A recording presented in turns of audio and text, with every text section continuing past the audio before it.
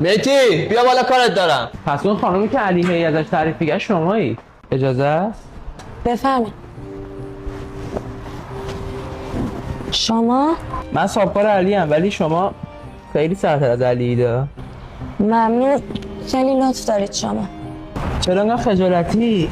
سرت بالا بدی چشای رنگیتو ببینیم. آقا زشت این حرفا چیه میزنید؟ یه شماراتو بزن تا علی نیومده، هر چی هم بخوای به پات میریزم. خجالت بکشین، چه حرفیه میزنی؟ من یه تارمیه جندیده علی و به 100 تا پول ماشین نمیدم. چه فکری راجع به من کردی؟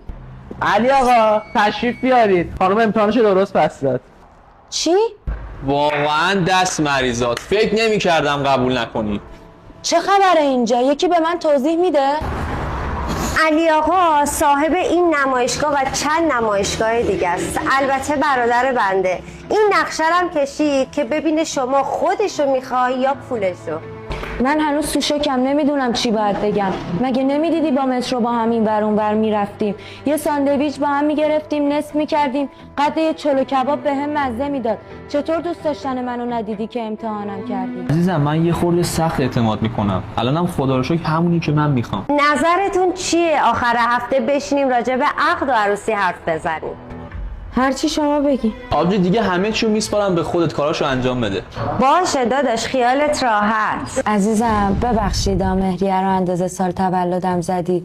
به خدا اصرار مامانم بود، به من بود اصلا مهریه نمیخواستم ازت. قربونت بشم، مهم توی که امتحان تو پس دادی، مهریه که چیزی نیست. من کل زندگی به پات میریزم. من دورت بگردم، من دیگه برم خونمون، خیلی امروز خسته شدم. باشه عزیزم، برو بگی بخواب. بعدا میبینمت، فعلا.